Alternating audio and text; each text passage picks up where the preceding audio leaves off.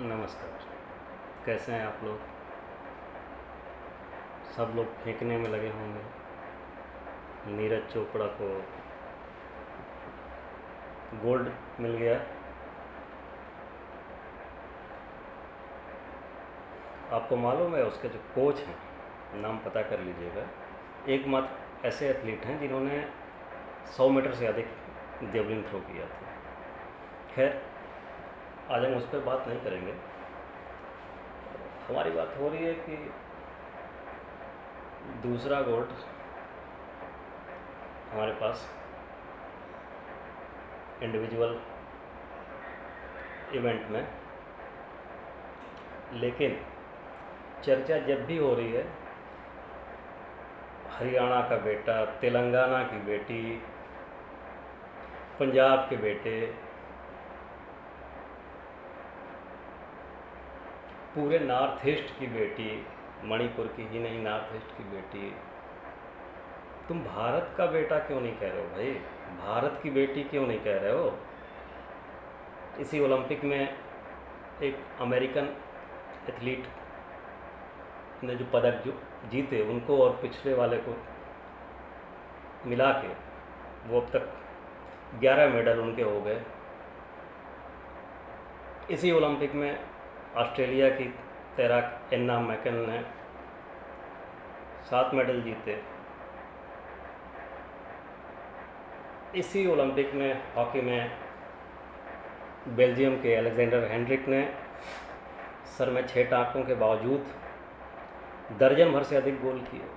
कहीं किसी समाचार में मुझे ये नहीं मिला कि ये किस गांव के हैं, एम्मा किस गांव की हैं। और आप लोग यहाँ हरियाणा का बेटा। अब तो कल से राजपूताना राइफल में जश्न हो रहा है। सूबेदार नीरज चोपड़ा साहब गोल्ड जीत गए।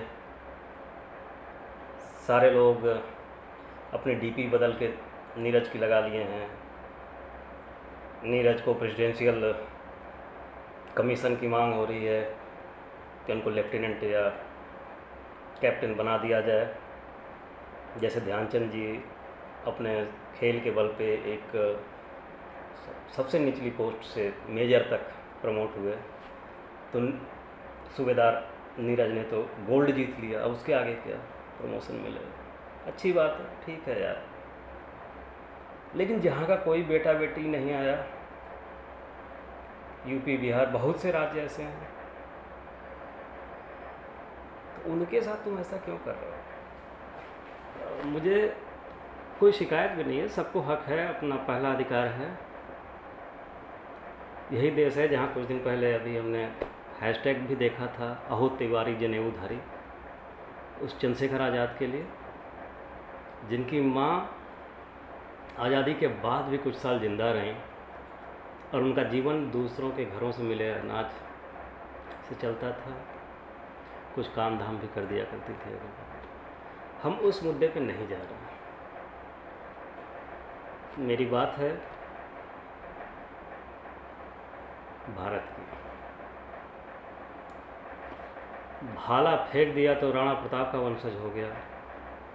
अगर एथलीट में कोई आता, दौड़ में कोई आता, तो क्या वो चेतक का वंशज हो जाता?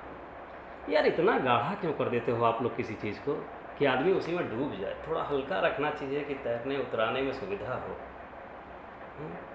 या इनके पहले जितने थे, या इनके जो गुरु थे, जो कोच हैं अभी, 104 मीटर उनका रिकॉर्ड है, वो भी राणा प्रताप के वंशज हैं। या अभी तक के जो ओलंपियन आ रहे हैं वो भी हैं।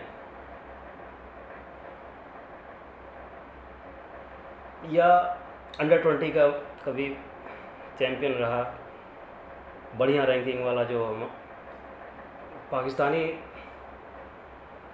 खिलाड़ी था।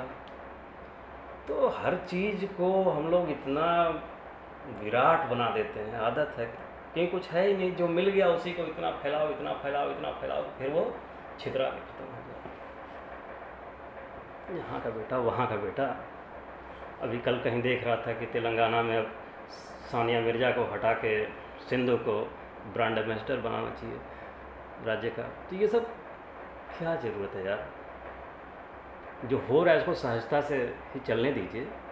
उसने मेहनत की, उनका दिन था, उनका फाउल नहीं हुआ, उनका थ्रो सही पड़ा, उनके एंगल सही थे, उनकी हाइट सही गई, उनकी ग्राउंडिंग सही हुई, मेडल मिल गया, रिवार्ड मिल गया।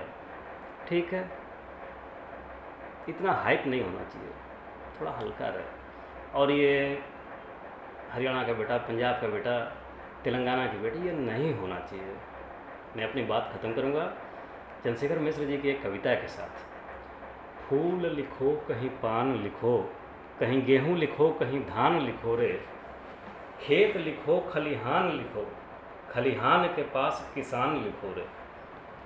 एक निवेदन है तुमसे, तुम ओ मेरे बेटे जवान लिखो रे, देश के देखे जहाँ टुकड़े, उन्हें जोड़ के हिंदुस्तान लिखो रे। सुनी थी आपने? सुनिए, पढ़िए। नमस्कार, फिर बात होगी।